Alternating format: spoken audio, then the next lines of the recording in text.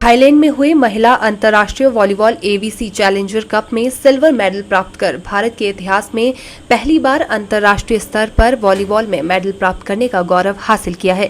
इस टीम में मुख्य भूमिका निभाने वाली खिलाड़ी अंबिका, जो वन विभाग रामपुर में वन रक्षक के पद पर कार्यरत है, का रामपुर पहुंचने पर वन अधिकारियों द्वारा स्वागत किया गया। वहीं इस मौके पर अंबिका ने बताया कि वो रामपुर वन मंडल में फॉरेस्ट गार्ड है। अंबिका ने बताया कि इस मुकाम तक पहुंचने में उनके प्रशिक्षकों और वन विभाग का सकारात्मक सहयोग रहा है। वहीं डीएफओ विकल्प यादव ने बताया कि विभाग के लिए गर्व की बात है कि अंतर्राष्ट्रीय वॉलीबॉल प्रतियोगिता में हमारे वन रक्षक ने हिस्सा लिया और मेडल प्राप्त किया है। उन्होंने कहा कि भविष्य में हम पूरा प्रयास करेंगे कि खिलाड़ी को ड्यूटी के साथ साथ खेलों के लिए भी समय दिया जाए। वहीं चीफ कोच प्रीतम चौहान ने बताया कि सीनियर नेशनल जो भुवनेश्वर में हुई थी, उसमें भी सिलेक्शन कमेटी के सदस्य रहे हैं। उन्होंने बताया कि भीलवाड़ा में 50 खिलाड़ियों का नेशनल कोचिंग कैंप के लिए चयन हुआ था। सबसे बड़ी बात यह है कि 50 खिलाड़ियों में से 6 खिलाड़ी हिमाचल की चयनित की गई थी, जो हिमाचल के लिए गर्व की बात है। उनमें से शॉर्टलिस्ट कर हिमाचल से 2 लड़कियां चुनी गई। दोनों वन विभाग में कार्यरत है, लेकिन आखिर फाइनल टीम में अंबिका को जगह मिली। यहाँ तक पहुँचने के लिए हम पहले हॉस्टल्स में थी, वहाँ पे अच्छी प्रैक्टिस की है। फिर उसके बाद में यहाँ पे डिपार्टमेंट में आई डिपार्टमेंट ने बहुत ज़्यादा सपोर्ट किया है, सर ने बहुत ज़्यादा सपोर्ट किया है। प्रैक्टिस के लिए सपोर्ट करते हैं और मतलब दोनों ड्यूटी और प्रैक्टिस को दोनों को बैलेंस किया है।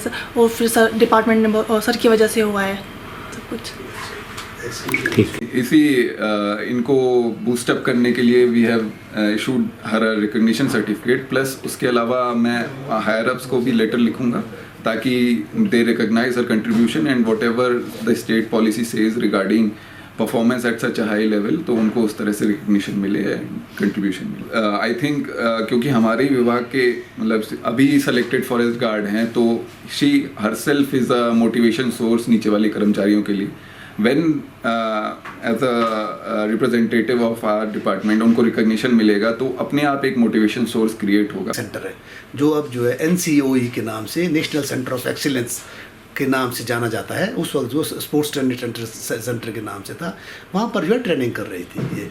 और स्पोर्ट्स कोटे में क्योंकि पहली बार जो है 2019 में हिमाचल यूनिवर्सिटी का जो है all India inter university women section में हिस्ट्री में हिमाचल वॉलीबॉल की हिस्ट्री में पहली बार गोल्ड मेडल आया है।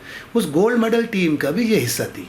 उस गोल्ड मेडल आने की बदौलत जो है, जो हमारे स्टेट में जो है स्टेट गवर्नमेंट की बहुत सालों से पॉलिसी है कि 3% कोटा जिसको कहा जाता है जनरली, कि जितनी भी वैकेंसियाँ होगी उसमें 3% जो है स्पोर्ट्स पर्सन आएंगे मेरिट बेस पे।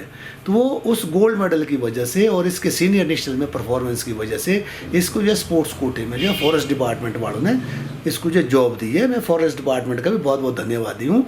इसके साथ 2 लड़कियाँ और उसी हॉस्टल से मेरे वाले बैच से, एक पालमपुर में है, उसकी पोस्टिंग है, तलवी है, और दूसरी जो है वो भी अंतर्राष्ट्रीय खिलाड़ी है। 2017 में ब्रिक्स गेम में गई थी वो चाइना में, वो जो है सरान में उसकी पोस्टिंग है वहाँ पर ये।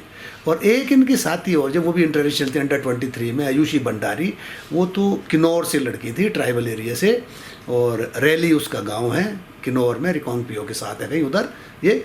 वो आजकल जो है डायरेक्ट उसको जो है राजस्थान पुलिस ने सब इंस्पेक्टर की पोस्ट दी है उसकी परफॉर्मेंस को देखते हुए।